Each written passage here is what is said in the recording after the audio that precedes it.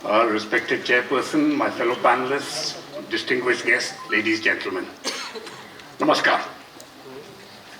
अगले 8 या 10 मिनट में मैं कुछ अपने विचार, जो टॉपिक मुझे दी गई है अफगानिस्तान के ऊपर, उसके ऊपर मैं बातचीत करना चाहता हूँ। और इसमें सिर्फ कुछ छोटे छोटे पॉइंट्स ही है जो क्योंकि अफगानिस्तान के ऊपर पिछले कई महीनों से बहुत चर्चा टेलीविजन स्टूडियो वगैरह में होती रही है, तो मैं कुछ अलग सी कुछ जो ज़रूरी पॉइंट्स हैं सिर्फ उनके ऊपर ही ध्यान देना चाहता हूँ।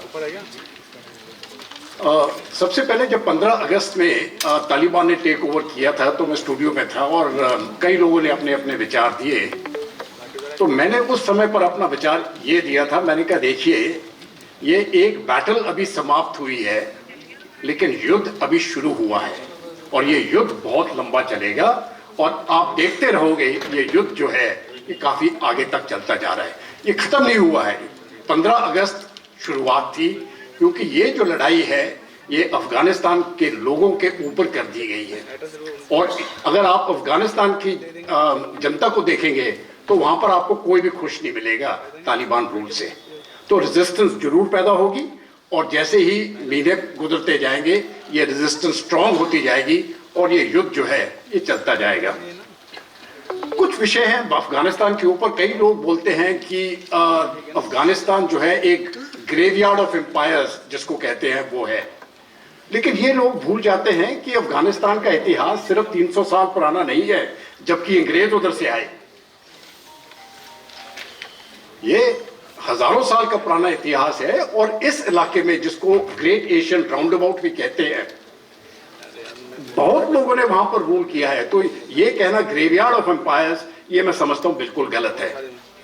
दूसरी बात, जहां तक ब्रिटिश का भी उनके 3 युद्ध हुए थे, the 3 Afghan Anglo Afghan war जिसको बोलते हैं, ब्रिटेन का कभी भी उनके सोच में इस इलाके को कब्जे करने का नहीं था, उसके ऊपर सिर्फ फॉरेन पॉलिसी कंट्रोल करने का था क्योंकि नॉर्थ की तरफ रशिया था और वहां पर 2 एम्पायर्स थे, नीचे द ब्रिटिश एम्पायर जहां पर भारत भी शामिल था और ऊपर the Russian Empire, the tsarist Russia. तो दोनों के बीच में एक बफर जो था वो अफगानिस्तान था। उसके बाद जब रूस उधर आए, जब सोवियत यूनियन ने अफगानिस्तान के ऊपर कब्जा किया और अपनी पपेट गवर्नमेंट वहां पर इंस्टॉल की, तो उनको हार इसलिए मानना पड़ी क्योंकि सपोर्ट जो अफगानिस्तान के रेजिस्टेंस मूवमेंट को जो मिल रहा था, जो मुजाहिदीन पैदा हुए वहां पर, वो सब पाकिस्तान में बेस्ड थे और उनको हथियार और मसला और ट्रेनिंग वगैरह वगैरह सब अमेरिका दे रहा था।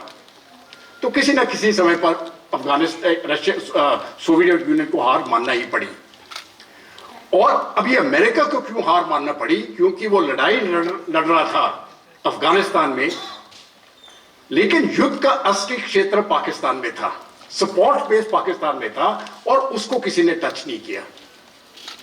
तो अल्टीमेटली इनको भी अमेरिका को भी जाना पड़ा और अमेरिका के इंटरेस्ट जो थे, जिसको कहते हैं America doesn't lose wars, America loses interest, वो इंटरेस्ट छोड़ गए थे यहां से। उन्होंने कहा यहां कुछ मिलने वाला नहीं है और अभी भुगतना बाकियों को पड़ेगा। तो अभी इसके बाद क्या हुआ कि 29 फरवरी 2020 पे जब दोहा में अकॉर्ड हुआ, तो ये जो जड़ जो है प्रॉब्लम का, मैं समझता हूं वहां से शुरू हुआ। क्योंकि उन्होंने क्या किया, उन्होंने एक तरफ से तालिबान को लेजिटिमेसी दे दी और जो डेमोक्रेटिकली इलेक्टेड अफगानिस्तान की सरकार थी वो डिस्क्रेडिट हो गई क्योंकि उनके साथ समझौता नहीं हुआ, अमेरिका का समझौता हुआ तालिबान के साथ। और इस समझौते में कुछ चीजें जो लिखी गई थी,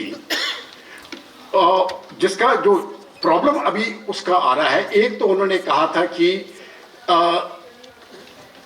विमेन, औरतों को वगैरह वगैरह, लड़कियों को स्कूल जाना देना और वो कट्टरपंथी जो है वो नहीं होने चाहिए, ये उन्होंने बिल्कुल साफ उसमें कह दिया था।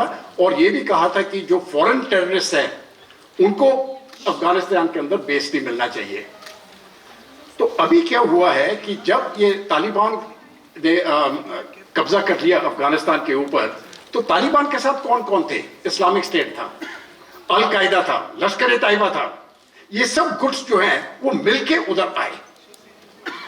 अब तालिबान का कब्जा तो हो गया है लेकिन वो उन गुटों को हटा नहीं सकता क्योंकि वो बेशक दोहा कोर्ट में उनको बोला था कि देखिए इनको यहां से हटा दीजिए, वो उनको हटा नहीं सकता है, क्योंकि उनको ये डर है कि अगर वो बोलेंगे कि हम सॉफ्ट इस्लाम इसमें लाएंगे, एक डेमोक्रेटिक सिस्टम फिर से पैदा करेंगे, तो जो उनके फुट सोल्जर्स हैं वो तालिबान, अफगान तालिबान को छोड़ के इस्लामिक स्टेट, अलकायदा वगैरह वगैरह उधर बढ़ जाएंगे, चले जाएंगे वो, और ये चांस तालिबान ले नहीं सकता है।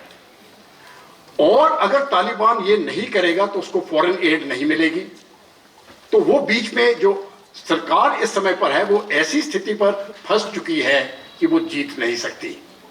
अगर वो ये शर्तें मान ले जो दोहा के हैं, तो उसके जो कार्डर बेस जो सपोर्ट है वो टूट जाएगा, वो लोग निकल जाएंगे। और अगर वो नहीं करता है तो एक्सटर्नल असिस्टेंस जो पूरा विश्व से मांग रहा है वो, क्योंकि उसकी इकोनॉमिक हालत बहुत खराब है, वो उसको मिलने वाली नहीं है।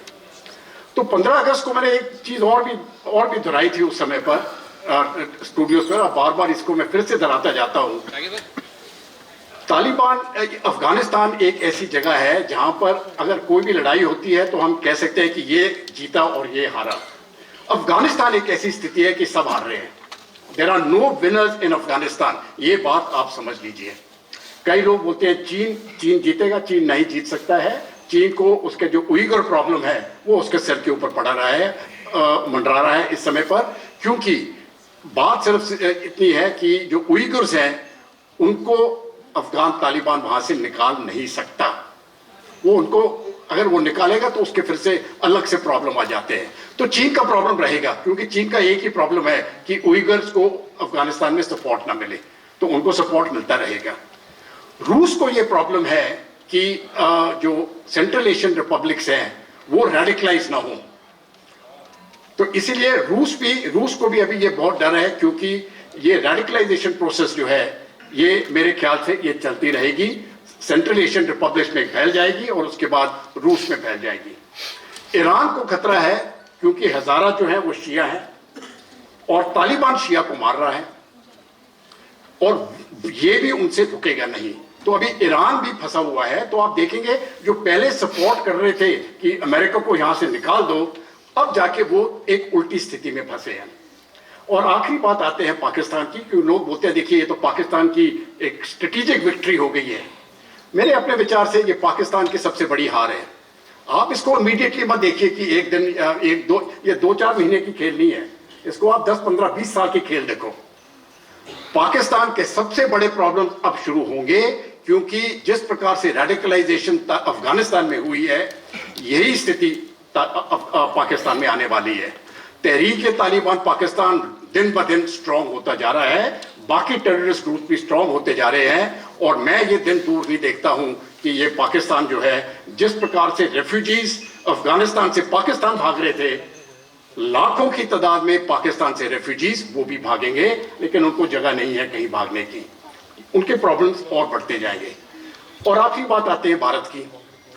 भारत ना तो पहले एक बड़ा प्लेयर था, ना तो अभी बड़ा प्लेयर है। तो अगर आपने सोल्यूशन देखना है, इस समय पर हर एक चीज का सोल्यूशन नहीं होता है, ये लंबा अरसा लगेगा। इस समय पर मैं कोई सोल्यूशन नहीं देखता हूं, लेकिन मेरे अपने सोच विचार से अगर ये रेजिस्टेंस मूवमेंट डेवलप हो गया और एक नेशनलिस्टिक गवर्नमेंट फिर से अफगानिस्तान में अगले 2, 4, 5 साल में आ गई, उसको फिर पूरा विश्व सपोर्ट कर सकता है और तब जाके कुछ लेवल तक स्थिति सुधर जाएगी। लेकिन इस समय पर अमेरिका वहां से निकल गया है। जो फाइनेंशियल प्रॉब्लम्स है वो चीन, रूस या ईरान वो उठाने के लिए तैयार नहीं है। लोग कहते हैं वो वैक्यूम फिल हो जाएगा, वो वैक्यूम फिल नहीं होने वाला है।